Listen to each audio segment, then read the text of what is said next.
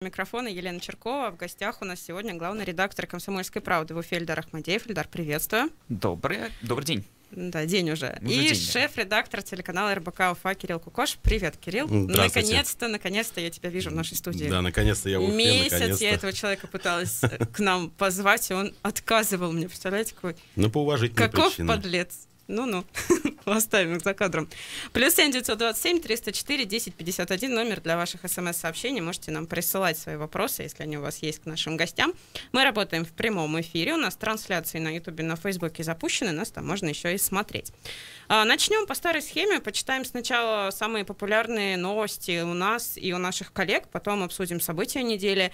Поговорим про заголовки и цитаты этой недели, ну и про материалы, конечно же, которые мы делали и о которых хочется поговорить. Ну, а начнем с топа 3.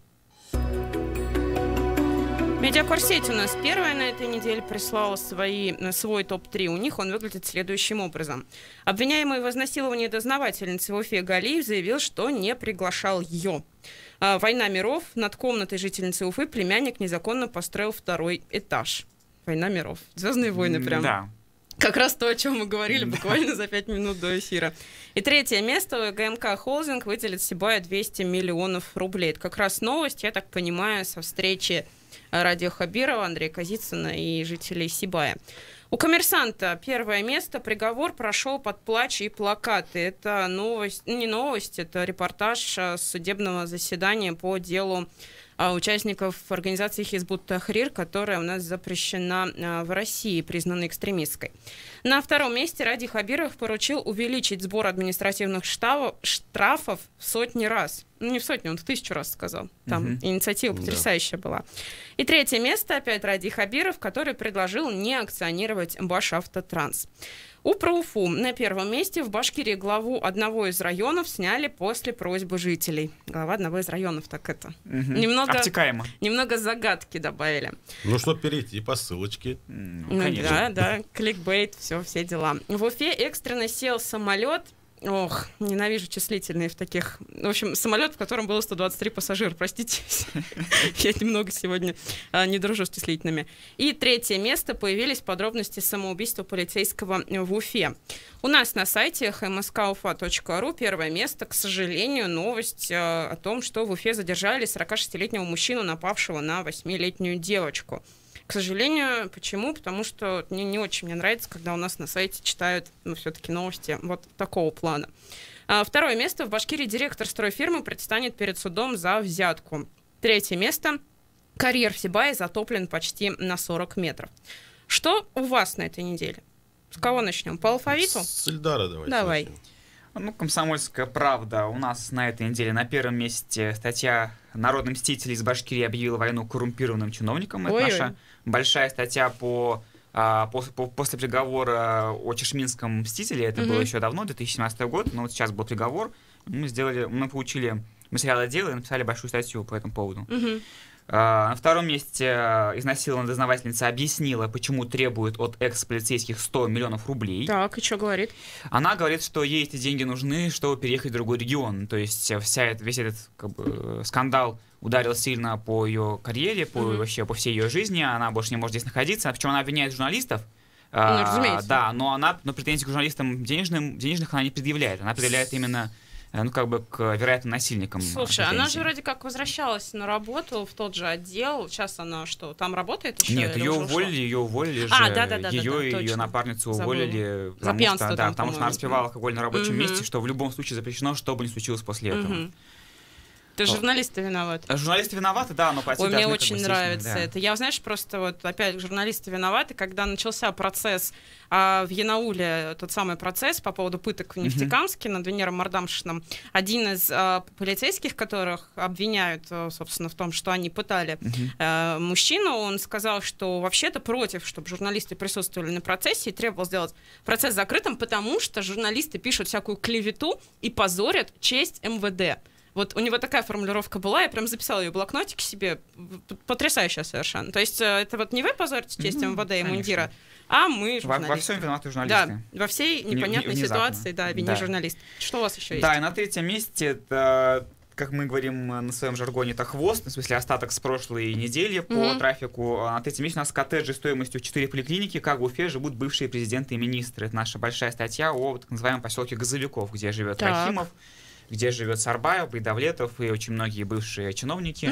Ну, если кто не в курсе, это такая уфимская Рублевка. Это примерно там 10-11 коттеджей довольно богатых, которые расположены не где-нибудь за городом, да, как обычно это бывает, а прямо в центре, ну не в центре в смысле, а вот в пределах Уфимского полуострова, в микрорайоне Зеленая Роща, там, где Лимонарий, чуть-чуть буквально проехать, и там вот прекрасные коттеджики стоят прямо на берегу реки, на берегу Уфимки, то есть прекрасно. В самом центре чистый воздух, двух-трехэтажные строение, да. Ну, в общем, мы сделали материал, мы просто поговорили с риэлтором, оценили примерную стоимость и выяснили, что минимальная стоимость всего этого поселка, минимальная, это 1 миллиард рублей. Но это минимальная, потому что мы никак не можем знать планировку этих домов, мы не можем знать, что там внутри, мы не можем знать, сколько вообще действительно стоит этот дом. То есть, скорее всего, это все значительно больше. Ну и в заголовок вынесли именно сравнение с поликлиниками, потому что даже если взять 1 миллиард, то это примерно 4-5 больниц-поликлиник в Башкирии. Нормально. Нам в этом плане немного повезло, что там по определенным условиям я оказался на воздушном шаре над Уфой. Летал, ты сверху и мне удалось ты как дрон Навального, знаешь? Я такой очень дешевый вариант дрона Навального. Главное, чтобы не дрон Почты России.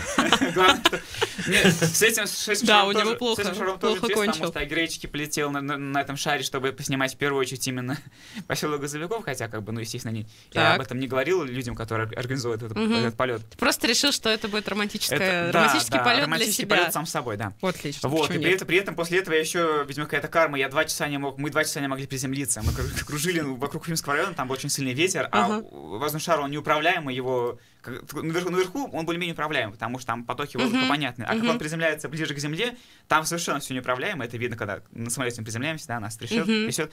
Но самолет, он управляемый полностью, а шар болтает.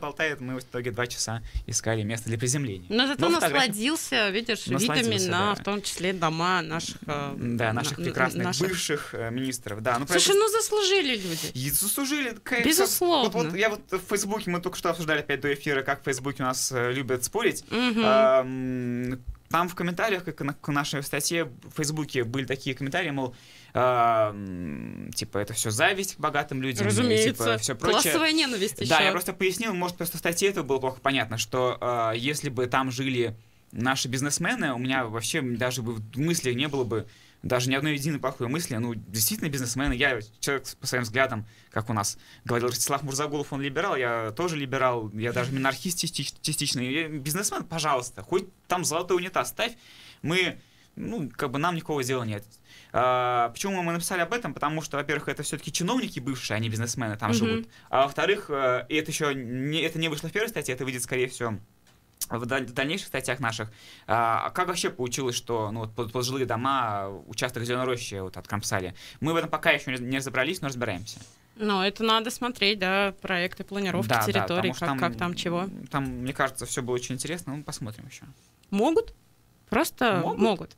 Так, вы с топами закончили. Да. Кирилл, давай у тебя посмотрим. Меня, что касается топа, немножко тут сложно прослеживать динамику, потому что говорю и за сайт Уфа РБС, да, и за телеканал РБК. Ну, конечно, в топе у нас все, что связано с Сибаем. Абсолютно все, что связано с Сибаем. 40 метров затопили. И, конечно же, в топе у нас встреча с жителями Сибая, да, которая была буквально 2 дня назад. И что хотелось бы сказать вообще по поводу этой встречи, если так вкратце, да. Очень удивило само наличие гендиректора, то, что он в первый раз вот такую большую встречу устроил. Мы знаем, что Ради Фаридович уже не раз и не 2 был в Сибае и все это проводил. Но как мне на месте показалось, что разговор действительно был достаточно откровенный, потому что и сам господин Казицын не стеснялся в выражениях, и чувствовалось, что он говорит действительно от души, и действительно то, что он думает, нигде не, так скажем, не проверяя, как-то вот не лавируя. Если у него там спрашивали там люди, заплатят ли нам какие-то деньги, там переселят ли город, он сказал, что я не пришел здесь раздавать деньги, я пришел решать проблему и, ну, как-то, чтобы предприятие работало. С другой стороны, опять же, вот люди говорят, чем нам дышать, а другие спрашивали, вот один парень говорит, мне, говорит, без разницы, чем дышать, лишь бы шахта работала, лишь бы мне никуда на север не уезжать. Было и такое мнение. Вот, поэтому, ну, конечно, большинство вопросов вот было связано как раз-таки с загрязнением воздуха. Ну вот 20 марта обещали, все ждем. Но вот очень было много народу в зале, около 550 человек, вот я так насчитал примерно. Вот ты пальцем. Сам там был? Я был сам там на месте, ездил. был в зале очень душно, разговор очень горячий был.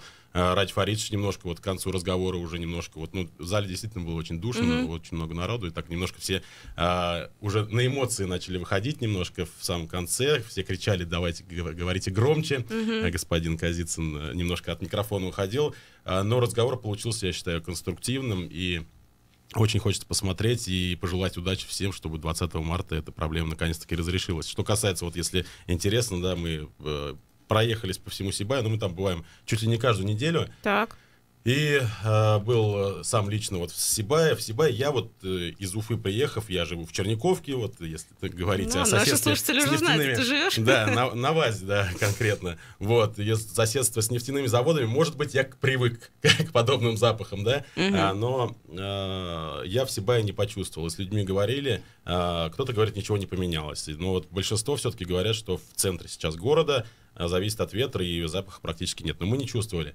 Карьеру, конечно, когда подъезжаешь, там уже вот чуть-чуть как будто спичечку ты немножко наслюнявил. Во рту уже на языке это чуть чувствуется, но, опять же, с каждым днем это вот становится все меньше. Вот, это личные ощущения мои. Потом, вторая тема у нас, конечно же, это посадка экстренная самолета. Вот.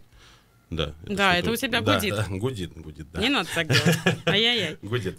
Посадка самолета, да. Посадка самолета, ну, наверное, не будем ее особо обсуждать, потому что мы помним все предыдущие случаи, да, сколько-то полгода прошло, да, у нас предыдущие экстренные посадки. Летом, по-моему, было, здесь вроде бы все было полегче, не так катастрофично. Там, по крайней мере, движок не загорелся. Вполне штатно получилось. Но я думаю, пассажиры этого самолета с нами не согласятся, для них, наверное, это было ужасно.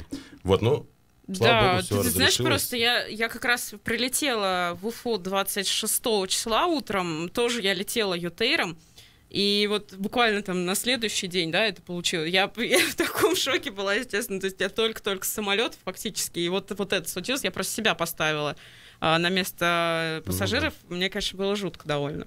Это при том, что я, в принципе, очень люблю летать и не боюсь там ни взлетов, ни посадок. Ну и опять же, третья новость, что у нас, по крайней мере, на телеканале особо освещалось, и вот просмотры набрало и на сайте, это анонс Всероссийского инвестфорума, опять же, в Сибае, который одобрили местные власти, да, Радь Фаридович Хабиров возглавил оргкомитет, но посмотрим, что из этого получится, потому что, зная делороса Андрея Назарова, который устраивает вот эти мероприятия по Ялтинскому форуму, буквально 5 лет назад он был муниципальным форумом, ну, о котором абсолютно никто не знал. Сейчас у него реально есть шанс, вот в апреле он будет проходить, и собрать аудиторию получше, чем форум в Давосе. И это вот без ложной скромности могу сказать. И действительно он стал всероссийским форумом номер, если не ошибаюсь, 3 после Петербургского. Да, и какой у нас есть еще форум? Вот. Что у нас есть еще? ПФ и в Сочи. Вот. Ну, не будем, мериться пока. Посмотрим, что будет дальше. Слушай, тебе не кажется, что это довольно забавно и довольно смешно сравнивать Ялту, Питер, Сочи и Сибай? Давайте для начала хотя бы проговорим по поводу, не знаю, наличия инфраструктуры для Всероссийского инвестфорума. Вот, как раз-таки, я об этом и хочу сказать. Давай. То, что первый шаг, вот мне очень интересно посмотреть, как все это будет, потому что за дело берутся люди, у которых есть в этом большой опыт, и Хабиров анонсировал, что пригласят даже представителей из Казахстана, не только со всей России, но, конечно же, приедут не все. Но что такое сейчас Сибайский форум? Вот мне интересно глянуть на него лет через 5. А почему Сибай все-таки? Потому что вот... потому что надо хоть как-то... Я понимаю, просто у меня возникает вопрос картину. На будущее. Предположим, проходит 5 лет, и Сибайский форум становится, номером 5 в России, да? Я просто прекрасно понимаю, что в таком случае все большие гости будут прилетать в Магнитогорск, и развиваться будет больше Магнитогорск, а не Уфа, потому что, ну, если бы я был бизнесменом и летел на форум Сибай, я бы лучше не из Уфы ехал, а из Магнитогорска. Потом... Да, но здесь такая система, как сказать, система, да, случай, то, что выходец как раз-таки Андрей Назаров из Сибая, он вот, ну, развивает вот родной край, можно сказать, и форум в Сибае он проходит уже давно, если не ошибаюсь, уже года 4-5. Вот. Но вот сейчас его переформатируют во Всероссийский инвестиционный форум. Очень интересная построить история. Сибай Хилтон. Представляю себе форум Шосбрикс в Сибае через лет 50. Вот, а прикинь, как город сразу изменится. Карьер превратят, не знаю, в прекрасное озеро, как Женевское. Да, фотографии в фотошопе, да, там сравнивают с китайским, по-моему, да, каким-то отелем, который сделали ну вот эту вот как раз, да, построят отель, сделают фонтан, построят Хилтон, там, не знаю, что у нас еще, Крон-Плазу построят. Свой ватан построят в Сибае. Эхо Москвы в Сибае будет. Эхо Москвы в Сибае. Нет, я в Янаул поеду. Я уже все себе пробила почву. Я пойду в Янауле Эхо Москвы делать. Или вот Эхо Янаула. Такой у нас топ-3 на РБК. Симфонические ночи в карьере. Да, у нас тут Никита Полянин подсказывает. Или я второй еще. Не знаю. Про 200 миллионов УГМК мы уже обсуждали. Ну, мы сейчас, я думаю, еще немножечко обсудим все-таки эту тему. Давайте перейдем к событиям недели. Послушаем немного отбивочку уж ради приличия и все-таки продолжим, наверное, эту тему в Сибае. Я почему на нее все-таки хочу еще раз обратить внимание. Я напомню, что у меня неделю не было в Башкирии, я неделю не следила за тем, что происходит, но мы по этому поводу общались с моими друзьями, которые живут в Москве и в Петербурге. По поводу Сибая. Я им рассказывала, как все это происходит, и ребята сидели просто вот с такими огромными глазами. Они говорят, что вообще, ты серьезно? Ты серьезно говоришь? Я говорю, да, я серьезно говорю. Они говорят, а как вообще получается-то так? Ну, то есть, вот у нас Ростислав Мурзагулов был на днях буквально в эфире, он рассказывал о том, что на самом-то деле все знали уже в ноябре о том, что там все так происходит. При этом интересно, что юрист Сибайской администрации мне лично рассказывал, что они не знали источник-то. Они источник-то тления узнали только в декабре, и поэтому потом все началось. И действительно, для людей, которые не живут здесь, это просто настолько шокирующая история. Они не понимают, как так вообще, как это можно было запустить, чтобы только через месяц что-то началось, и что вот эти все разговоры про там митинги, не митинги, да. Раз, по-моему, в Крыму похожая история была какая-то, уже когда Крым российский был. Да, вот. И, в общем, когда я вернулась, начала вот эту повестку снова в нее вникать, я увидела совершенно великолепный текст на... Ну, много кто об этом написал, на самом деле. Я вот на Горобзоре обратила внимание. Элвин Грей. Наш прекрасный Элвин Грей, который... сказал, не надо верить серым кукловодам, ребят, все у нас нормально, и давайте мы будем поддерживать все-таки Радия Хабирова, и все будет хорошо, и мы все там сейчас сплотимся. Там даже пересказ не даст всего этого удовольствия, потому что там именно текст написан просто по всем лекалам вот таких политтехнологий. Я вот прям вот надо это читать прям вот в оригинале в инстаграме Юляхшина, потому что просто потрясающе. Вот, тут я нашла как раз выдержку, она достаточно большая, но все-таки ее зачитаю. Здесь, использовав вас, вашу проблему, какой-то серый кукловод наносит удар за ударом в поддых нашей республиканской власти, ослабляя ее. Вашими же руками все это делает. Неужели вам все равно? Ведь поймите, республика настолько ослаблена, еще один пинок она может не выдержать. Не ведитесь на булшит. Радик Юляхшин демонстрирует нам знание английского языка. Не материтесь. А я, кстати, ничего матершину-то не сказала. Давайте сплотимся вокруг нашего руководителя, решим эту проблему сообща. Поверим ему, его возможностям. Этот парень — наша с вами надежда и опора. Мы очень давно ждали и надеялись.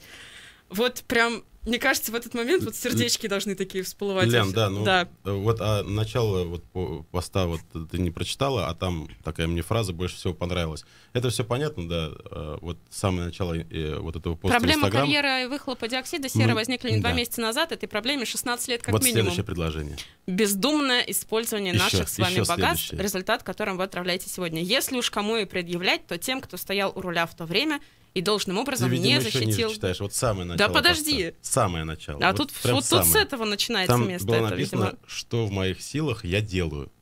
Вот было это такое что, предложение. например? Концерт в Татарстане?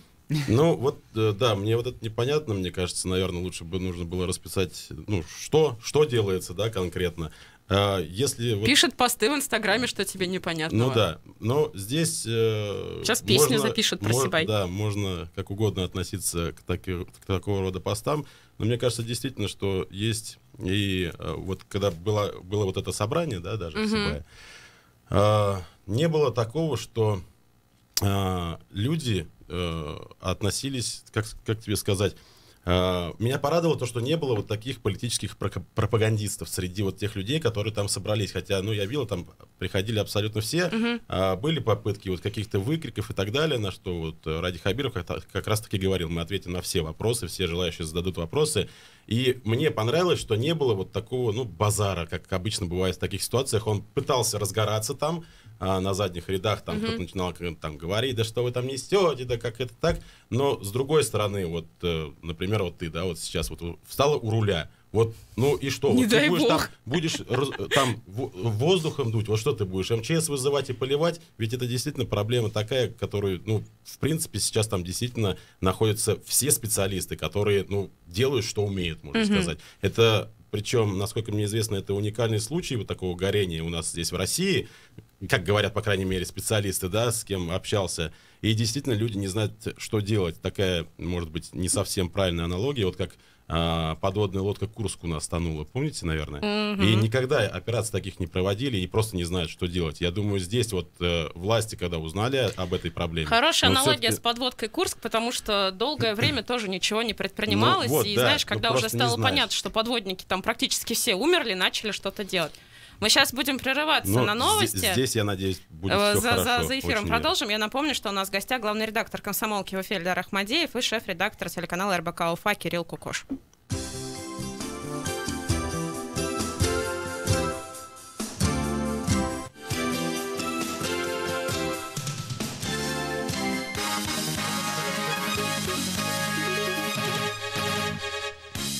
Столица 13 часов 30 минут. Здравствуйте, в студии Александр Плющев. В эфире выпуск новостей. Более 1000 кировских медиков написали заявление об увольнении. Демарш был предпринят в защиту заведующей детской поликлиникой, которую задержал местный следственный комитет. Об этом пишет кировское издание «Ньюслер».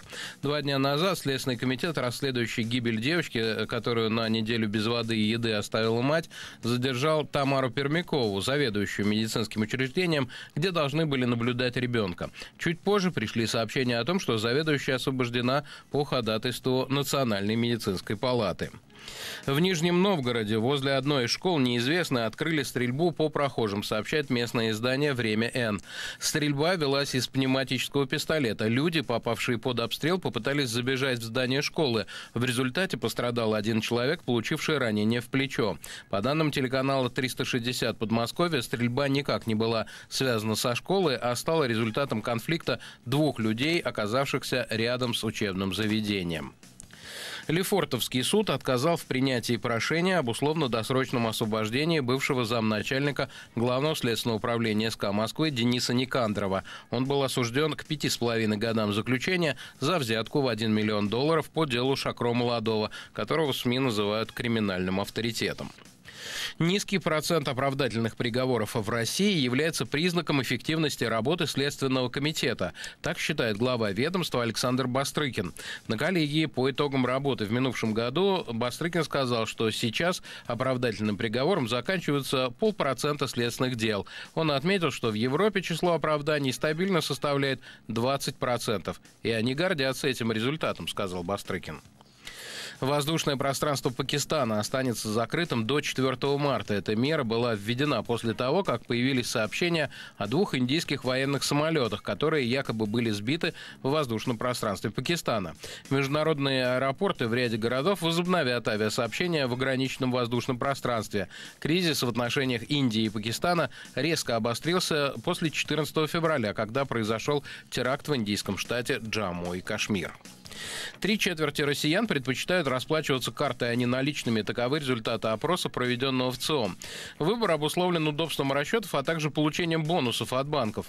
Пользователи также отметили скорость процесса при оплате карты и возможность заплатить без сдачи. При выборе своей банковской карты большинство опрошенных учитывали стоимость обслуживания и наличие бонусных программ. Официальный доллар на завтра 65 рублей 81 копейка, евро 74,80 в Москве сегодня около нуля, к вечеру заметно похолодает, предстоящей ночью минус 10-12. Завтра днем 4-6 мороза, осадков не ожидается. Александр Плющев, служба информации, «Эхо Москвы».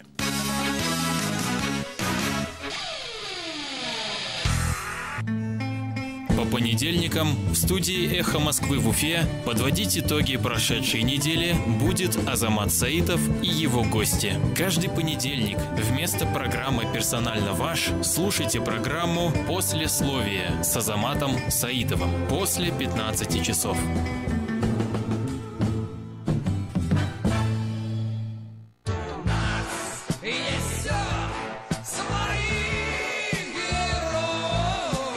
В Уфе есть люди, у которых есть особое мнение о том, что происходит. Более того, в Уфе есть люди, что не боятся высказать его вслух. По будням эти люди приходят на «Эхо Москвы» в Уфе и отвечают на ваши вопросы.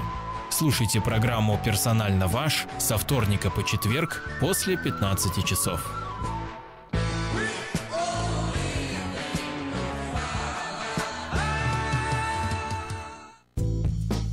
По понедельникам и четвергам после 13 часов в студию «Эхо Москвы» в Уфе приходят те, кто хочет сделать наш город лучше. Слушайте совместную программу «Эхо» и Центра современного искусства «Облака» «Парк искусств». Ведет программу Валерьян Гагин. Открой для себя журнал «Дилетант». Узнай о правителях и полководцах, о великих художниках и музыкантах, о писателях и поэтах. Ознакомься с историей в комиксах и карикатурах. Стань интересным собеседником. Прочитай о новинках кино и литературы. Выясни, куда сходить и во что поиграть. Покупай журнал «Дилетант» в гипермаркетах и киосках печати нашего города. Для лиц старше 12 лет. Телефон рекламной службы «Эхо Москвы» в Уфе. 216 35 99. Будет реклама, будет и эхо. На то мы и партнеры. «Эхо Москвы» в Уфе и общественная организация «Берзямлек» представляют рубрику «Говорим по-башкирски». Снег. Кар. Свалка снега. Кар өйеме. Свалка снега. Кар өйеме. В Башкортостане обнаружена незаконная свалка снега. Башкортостанда рөхсәтһез түгелгән кар өйеме барлыгы асыкланган. В Башкортостане обнаружена незаконная свалка снега. Башкортостанда рөхсәтһез түгелгән кар өйеме барлыгы асыкланган. «Эхо Москвы» в Уфе и общественная организация «Берзямлек» представляют рубрику «Говорим по-башкирски». Радиостанция «Эхо Москвы» в Уфе представляет программу «Редколлегия». Главные новости из жизни республики разбирают и анализируют журналисты и редакторы уфимских СМИ. Продолжаем программу «Редколлегия». У микрофона Елена Черкова. В гостях у нас главный редактор «Комсомольской правды» в Уфе Эльдар Ахмадеев и шеф-редактор телеканала РБК Уфа Кирилл Кукош. Я напомню, номер для ваших смс-ок +7 927 304 1051. Мы до перерыва на новости начали обсуждать пост Элвина Грея в Инстаграме по поводу Сибая. Наверное, конечно, этот пост был более уместен в программе «Блогаут», но раз уж мы начали, раз уж наши коллеги и мы в том числе об этом писали и говорили. Ильдар, у тебя тоже что-то было по этому поводу сказать? Да, я хотел сказать, что, я знаю Элвина Грея, в принципе, неплохо, и семья его и знает, как он ведет себя, как он пишет, как его стиль речи. Например, я когда вижу все посты в ВКонтакте, да, у Элвина Грея, я довольно легко различаю, где он зашел, написал сам, обычно же парень ничего не может зайти, и какие посты написал его администратор, который занимается развитием сообщества, СММщик. Там не СММщик, а просто администратор. Вот. И я точно доподлинно знаю, что вот такой текст, как вот вышел у него в Инстаграме, это совершенно не его стиль ни общения, не его стиль ни письма.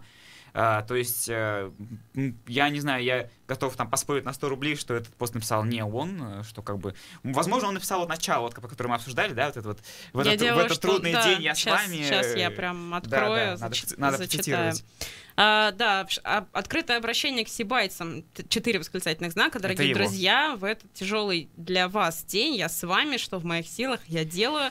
но я хочу сказать о другом. Вот, ну и дальше понеслась. Вот, о другом точка, и вот после этого начинается не его текст просто. Вот. Угу. Ну, не знаю, кто за него этот текст придумал.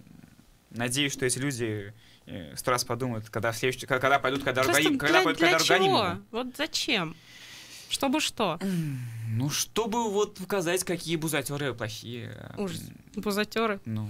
Любимое слово кого это у нас? Аман Тулеева. Да, отлично. Мне кажется, такие вот посты как раз-таки это и сигнал даже и для тех, кому они предназначались, да, явно это не, мне кажется, на мой взгляд, это не обращение к сибайцам, это обращение к нашим властям, что он вот человек, да, якобы не безучастен, не знаю, насколько он участен в этом, не могу сказать, но вот из поста, ну, веет, как это называется, такой политической клюкву, если ее можно так назвать, да, и вот мне кажется, что нынешние наши власти, вот прочитав вот такой текст, они тоже такому тексту особо не обрадовались, потому что, мне кажется, это... Абсолютно нет, это, я бы не обрадовался точно. Это, да, все-таки это, ну, такой, наверное, даже небольшой камушек в их огород, потому что все-таки народ у нас сейчас продвинутый, сидит в интернетах, читает, смотрит, ну и те, кто даже никак не относится к Сибаю, я думаю, близки к ситуации и знают это, ну вот тоже.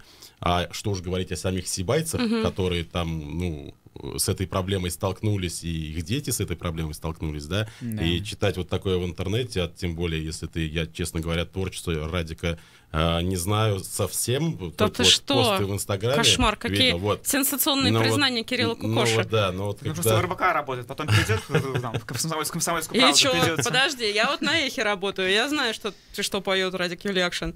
Зачем? Ну, он прикольно поет, ну, ребят. Возможно. Ну, вот, давайте будем мне кажется, это объективны. не только для его поклонников, вот так вот сибайских, это вот немножко... Я тебе потом клип покажу, эфир закончим, я тебе любимую песню свою включу. Я еще, кстати, выделю один момент, вот тоже, раз мы продолжаем разбирать пост, у нас какой-то блокаут на самом деле. Почему нет, могу себе позволить. Почему нет, действительно. Мне вот обратил внимание на такую фразу: «Думаю, никакие силы извне не смогут нас с вами загнать обратно в то стойло, в котором мы находились последние 12 лет». Просто это, опять-таки, явно как бы не понравится тем же самым властям, потому что сейчас же Хабиров везде говорит, мол, давайте сконсолидируемся, Рахимовой было нормально. Башинформ пишет, что на Хабирова начали информационную войну фактически. Кто, интересно? Ну, не знаю, не пишут. Вот Башинформ написал прям целых 2 материала. Что платят за то, чтобы ради Хабирова... Комментировать Башинформа в нынешней ситуации я не буду. Ну что, есть у нас еще, наверное, события недели, кроме Сибая? Я вот еще одно дополнение хотел сделать. Вот пост вот Радика мы обсудили, да, но вот я какую мысль хочу заложить, что действительно вот не нужно вот пользоваться моментом, да, некоторые люди, вот я вижу, есть такие вот и в интернете, и в ваших фейсбуках, вот, они сидят и, ну вот... Ты глянь на него, в ваших. Явно незнакомые ситуации вот начинают писать, ну, вот отвратительную ересь. Вот я много раз это видел, я был там на месте, я это знаю, и вот в чем пост Радика Юлиакшина хорош, если можно его назвать тогда, то, что, ну, есть предложение не раскачивать лодку, в которой мы все вместе сидим. Вот. Но как это сделано, другой вопрос, это сделано очень отталкивающе. Вот. Ну что, давайте, наверное, закончим все-таки тему Сибая и перейдем к другим событиям этой недели. Какие вы на этой неделе выделили события, о которых хочется поговорить? Ух ты. О. На самом деле, к этому я не был готов. Вот это поворот. У нас, я могу сказать, главное событие недели во многих редакциях. Давай. Это то, что... Это не очень интересно, на самом деле, то, что болезнь начала косить всех журналистов, потому что я заметил, что у нас вот, раскрою корпоративную тайну, у нас 2 человека остались сейчас из 7. Ох ты. Остальные все заболели. Если кто-то захочет поработить редакцию «Комсомолки» в Уфе, то сейчас самое время, да? Да, я так к чему? Я так к тому, что, например, не знаю, как в других редакциях, вернее, не знаю, просто не буду говорить. У нас даже сил не было как бы быть везде, то есть вот есть Сибай. Вот Сибай — это главная тема, да, то, что Казицын приехал, объяснил. Мы, естественно, не по нашему даже желанию были всю неделю в суде по делу о полицейских, да, 3 полицейских начальников, которые изнасиловали дознавательницу, потому что мы эту тему так вышло. Мы ее очень подробно как бы рассматриваем. Ну, я много кто рассматривал, да, и все об этом писали на этой Мы еще работаем на федералах, мы же все-таки федеральные СМИ, там тоже очень большой интерес. Поэтому... Вы прям на процессы ходили? Мы, конечно, они были закрыты, как и прошлые процессы? Да, они были закрыты, но мы, как и другие СМИ, дежурили в залах. И, кстати, я вот обратил внимание на такое интересное изменение, я не знаю, с чем это было связано. Мы были на всех заседаниях, на всех. И везде все три вот эти вот полицейских начальника, они были в капюшоне, закрывались. Их там из автозака 9 тысяч полицейских вели, так что прям никто не подошел. Таким. Сейчас почему-то ситуация резко изменилась. Все трое вот эти вот начальника, они открыли свои лица, они подходили к журналистам, они отвечали на их вопросы. Вот эти вот... Им разрешали общаться с прессой? Им разрешали общаться с прессой. Они говорили, они вот нашему корреспонденту там задал вопрос, по вашему делу, это какое там честное, нечестное. Он ответил, что я делал 100% заказное, сказал Матвеев. Хотя вот Матвеев всегда раньше скрывал.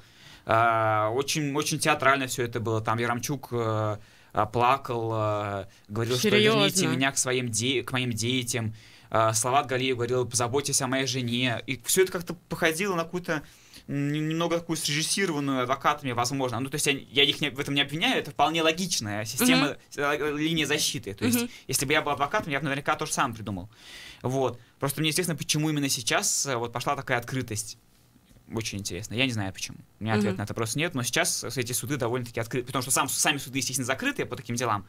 Вот все, что вокруг суда, очень открытое стало. Но в итоге им всем продлили арест еще на 2 месяца. Там была в чем суть, что Матвеева и Галиева, я просто напомню, кто не в курсе, Матвеев — это бывший начальник УМВД по Уфимскому району, Галиев — это его коллега из Кармаскалинского района. Им сразу продлили 2 месяца, как бы без опросов. Там вопросы были по Павлу Яремчуку, это бывший глава миграционного отдела Уфимского района. Вот, там его адвокаты говорят, что он якобы болен, у него якобы опухоль мозга, и поэтому заседание по его делу продлилось 2 дня, мы там дежурили все 2 дня, и в итоге им не удалось предоставить справки, которые доказывают, что его необходимо перевести именно на домашний арест. Причем мы доподлинно не знаем, есть у него опухоль или нет. Просто условно говоря, возможно, там, конечно, не дай бог, но, возможно, у него есть опухоль на первой стадии, да, и то как нам уточнили адвокаты, с таким диагнозом можно находиться в СИЗО, просто нельзя будет потом его там в тюрьму посадить, да, там какое-то будет лечение определенное. Перед тем, как я помню, кстати, когда стало известно про опухоль, очень многие наши коллеги написали сразу «рак». Да, то есть там прям диагноз поставлен был. Опухоль — это все-таки не рак. Ага, Кирилл, что у тебя есть на этой неделе еще? Коли вот зашла речь о здоровье, да, журналистов, вот сегодня буквально вот горячая новость, и так вот плавно в цитату, да, я вот выделил. Как уже? Плавненько перетек в нее, да. Давай. Времени, смотрю, уже мало остается. Исполняющий обязанности министра здравоохранения Максим Забелин сегодня сказал для меня такую фразу, может быть, кто-то меня посчитает неучим немного, да? Но вы знаете, в чем измеряется детская смертность? В промилле, по-моему. Вот, в промилле, да? Вообще вся смертность, по-моему, измеряется в промилле. Когда он сказал, да, составляет там 5,2 промилле. Я так... Ты сразу про алкоголь. И думаю, а не попутал ли исполняющий обязанности что-то? Зашел, все, в Википедии прочитал. Вот. 5,2 промилле у нас смертность, сократилась на четверть у нас детская смертность. Это согласно по сравнению с чем? По сравнению с прошлым годом. Вот почему в промилле называется, это измеряется смертность количества умерших детей в возрасте до 1 года на 1000 новорожденных. Вот. То есть вот такой вот образовательный немножко кружок у нас сейчас. Промилле, не только алкоголь, не зря на работу пришел. Количество умерших детей в возрасте до 1 года на 1000 новорожденных. Слушайте, а на этой неделе, по-моему, была новость, если продолжать про детей, про вот эти детские коробки, которые в Уфе тоже сейчас начали выдавать мамам, родившим, и якобы там стоимость этой детской коробки была увеличена. Не помнишь, там на сколько? На 400, что ли, рублей? Что-то там помню, но сумму не помню. 1600 она теперь стоит вроде как. И я просто тоже с ребятами, коллегами своими разговаривала по поводу этих детских коробок. Мы снова начали вспоминать эти финские коробки, которые там намного больше стоят, чем наши. И смотрели московские коробки, которые тоже сейчас Собянин начал давать. Там на Ютубе кто-то выкладывал ролик как раз по содержанию этих коробок. К сожалению, нет пока такого подробного анпэкинг, да, распаковки уфимской коробки, что там дают. Но в этой московской там довольно прикольно. Там такой большой наборчик. Тоже продолжение детской темы. Так что теперь вот будет... Да, ни разу не слышал, но думаю, мне нужно завести канал на Ютубе и распаковать эту коробочку. А тебе уже что? А что, кому-нибудь, вот, да, надо найти того, кому дали. И... Кстати, по поводу детской смертности и финских коробок. Когда начали об этом разговаривать, у нас зашел вопрос о том, кому дают, все-таки только финкам или тем, кто приехал туда рожать. Я так и не ответила сама себе на этот вопрос, но прочитала интересный факт, что детская смертность очень сильно спала у них, когда им начали выдавать эти коробки, и дети первое время в этих коробках спали ночью. Как это связано? А это связано как? Потому что, когда занимательная, что это, педиатрия у нас теперь пошла на эхе. Первое время некоторые родители ребенка, спят с ребенком вместе. И бывает, что ты во сне можешь его там нечаянно с собой задавить, там что-то такое, да. А тут он вроде как спит в этой маленькой коробке, она небольшая, как кровать, то есть он там, в случае чего, упасть с нее не может. И он в таком замкнутом пространстве, ему очень комфортно, удобно, и поэтому там смертность сокращается. Вот. Чудеса финской медицины. Ян, глядя на тебя в медицинской маске, это точно рубрика педиатрии можно назвать. Посмеялся надо мной. Слушайте, еще одна тема на этой неделе — это Общественная палата Уфы, которую окончательно сформировали, и 26 февраля, в начале недели, аж первое рабочее совещание состоялось. Я так почитала отзывы в том же нашем Фейсбуке, что-то люди как-то не рады по поводу состава этой общественной палаты. Как-то там Это клевета, я не то чтобы не рад, я не рад вообще, зачем нужна общественная палата. Объясни. Вот Эльдар прям с языка снял. Зачем? Ну, что не так? Давайте об этом. У нас есть, я сейчас, конечно, боюсь соврать, у нас есть общественная палата, помимо общественной палаты, которая в Башкирии, республики, да, есть какая-то молодежная общественная палата, есть молодежная общественная палата при горсовете, и теперь вот есть какая-то общественная палата при мэрии. Зачем? Что-то я хочу понять, а что они сделают? И вот, собственно говоря, а что уже полезного сделали другие общественные палаты? Я имею в виду не башкирскую, которую более-менее мы уже все знаем, да, что там, кто там и где там. А как же вот переименование аэропорта? Вот да. Ты чего вообще? Очень Кстати, кто-нибудь интересовался, вот сколько времени уже прошло? Что там с переименованием нашего аэропорта-то? В аэропорт Мустая Карима. Голосование прошло, но таблички я не видел. Не было. Таблички вот не видел. Буквально, да, из аэропорта пару дней назад. Я лечу в аэропорт Мустая Карима, такого тоже. Насколько я знаю, мы, конечно, не интересовались, зато коллеги наши интересовались в других городах. Ни в одном городе еще ни к чему не приступили, потому что закон, который обязывает это сделать, какой-то срок нет, а аэропорты самостоятельно тратить деньги на какое-то оформление. Ну, конечно, это ведь только табличку одну повесить, там несколько миллионов рублей только на табличку, а плюс если ребрендинг, вот я по опыту, да, вот бывший Шератон сейчас стал Краун Плаза, да, вот я примерно представляю, каких это средств стоит, сколько это просто людских даже усилий, да, вот весь бренд поменять, это ведь дело даже не одного месяца. И вот я думаю, с тем же самым просто столкнулись и аэропорты, это ведь и, во-первых, недешево, во-вторых, трудозатратно, в-третьих, просто, видимо, если обяжут, я думаю, сделают. Я просто почему вспомнила сейчас, я в конце прошлого года разговаривала с пресс-службой аэропорта как раз по этому поводу, когда голосования все закончились, уже все имена были выбраны, там, где вторые этапы тоже проходили, тоже все завершилось. Я звонила в пресс-службу, спрашивала, собственно, как все это будет проходить, потому что для меня это было непонятно. И мне там сказали, что сами пока ничего не знают, и сами пока ничего не понимают, и это не только наши, это все аэропорты вообще России. Давайте спросим общественную палату Уфы. Может, она теперь что-то будет с этим делать? Поможет как-нибудь. Пока не будет. Там на самом деле, да, должен был быть какой-то указ Путина, о том, как это все должно происходить. Так он уже есть. Там не указ, там закон, а еще должен быть указ. В общем, там, видимо, непонятно еще до сих пор ни аэропортом, ни самому Путину, похоже. Ему просто принесли, что это вообще, ребята, зачем? Зачем? Так, значит, не нравится вам эта идея, да? Давай. К общественной палате, да, я хочу свою мысль закончить, потому что мы очень ушли сразу самолеты, слава богу, что они у нас приземляются нормально, даже без двигателей. Кстати, там в самолете летел директор Уфанета Бахтияров, который, по-моему, в общественной палате есть, да? Да, в общественную палату тоже вошел. Как мы хорошо, да, две темы соединили. Видишь как? Про общественную палату, почему я еще раз поясню, почему я не понимаю, потому что сейчас современное общество, даже в той же Уфе, хотя мы отстаем по НКО от других регионов многих, да, но в Уфе полно других общественных организаций. То есть, вот, например, я помню, что пытались попасть в эту палату активисты велодвижения. А, собственно говоря, зачем? У нас и так прекрасная велоуфа, которая уже который год организует День тысячи велосипедистов без любых общественных палат. И вот таких общественных организаций у нас немало. То есть они уже работают. Зачем создавать еще одну структуру, которая будет делать то же самое, что делают другие общественные структуры, только, видимо, за государственные деньги? Я вот этого не понимаю. Ну, естественно, по тому, кто туда вошел, уж я-то журналист, да, казалось бы, я там знаю единицы. Единицы я там знаю. Вот там вот только в последнем призыве, там же получается как-то что-то часть людей от кого-то, часть людей от мэрии. Да, от администрации районов, от администрации районов, да, вот их я там почти никого не знаю, да. И вот та часть, которая подавали заявки сами, я там знаю там нескольких людей, там Полина Вишневская та же самая, да, которая вот. Я пытался сформировать, кто она, но я понял, что слово косплеер... слово косплеер будет понятно, да, надеюсь, слушателям «Эхо Москвы»? Не знаю, не уверена. Просто я-то в «Комсомольской правде» работаю, я знаю, что если я в газете напишу слово косплеер, мне потом бабушки будут звонить, что это?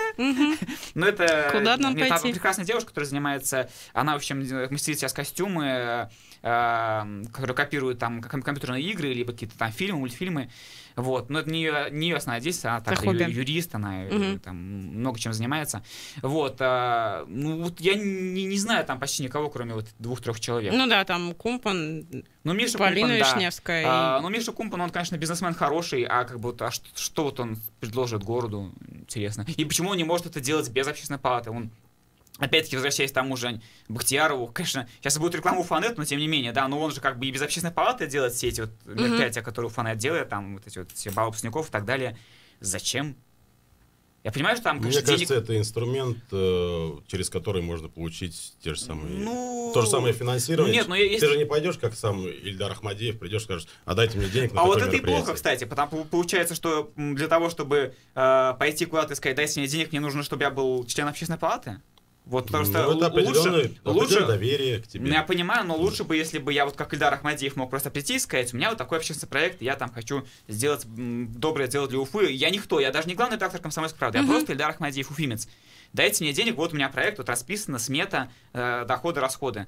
Вот как бы в моем понимании, в хорошем городе мне уже должны дать денег, если я это хорошо все обосную по деньгам, все доходы, все расходы, такой, да, бизнес-план гарантии, да, все гарантии будут прописаны. А палата, не палата, не знаю. Ну, если будут работать, я только рад. Да, один из вариантов, мне кажется, это все-таки вот общественная палата. Посмотрим. Ну что, есть у нас еще события, о которых поговорить хочется на этой неделе? Рассказать есть одна небольшая история. Расскажи. Вот вчера так задело меня. Пошел я менять пленочку на телефон, ну вот немножко покоцал. И, значит, прихожу в один из салонов связи, говорю, поменяйте мне пленочку, пожалуйста. Ну и пока все это дело происходило, стоит бабушка, значит, вот я не знаю, это Ильдар мне навел мысль, не знаю, с чего я это все вспомнил. И стоит, вот трясет телефоном, так аккуратненько, говорит, девочка, а что это такое? Она, значит, открывает вот этот магазин, где все это покупать, приложение. И бабушка говорит, мне что-то там надо ей сделать. И та заряжает ей 900 рублей и говорит, вам нужно настроить аккаунт. На что бабушка так вот там... Это, к слову, про косплей, 80, да? Она, вот после косплея, да. И бабушка такая говорит, а что такое аккаунт? А она вот из-под вот этой оградки, да, из-под прилавка бабушку практически не видно.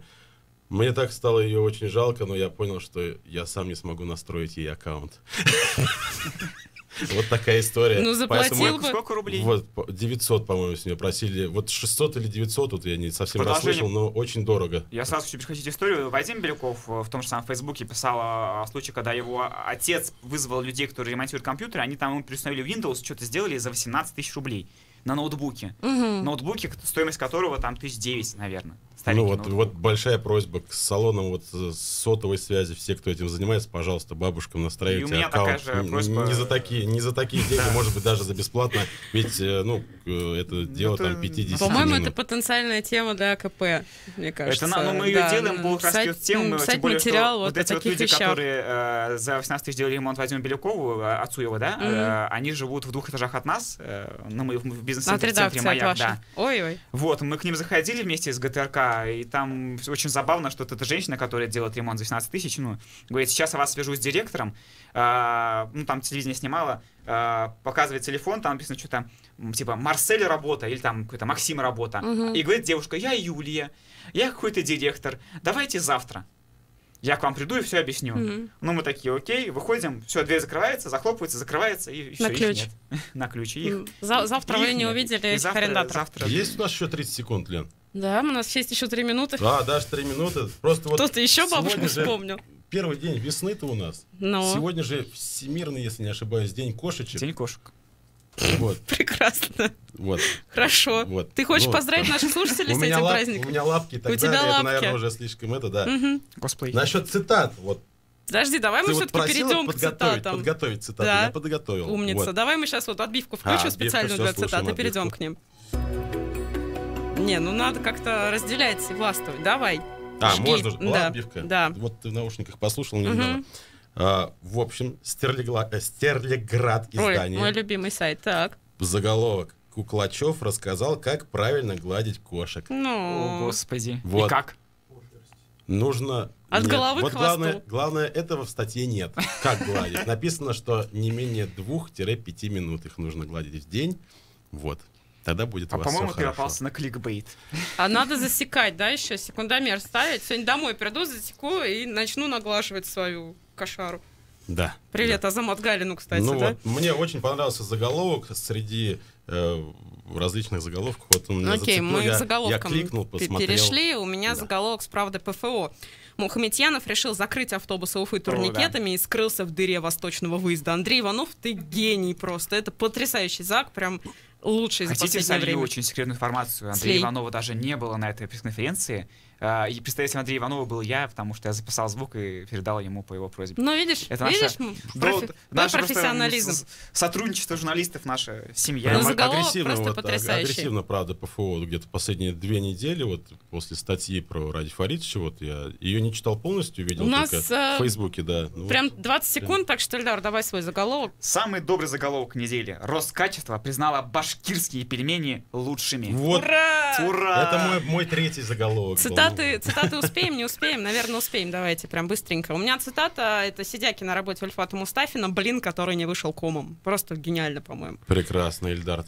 Говори за цитату. Пусть будет стыдно тем, кто это дело придумал. Это все то же самое дело у полицейских и девушки. Ну что, мы будем заканчивать. Да, спасибо, Кирилл, Эльдар. Это была Редколлегия. Пока.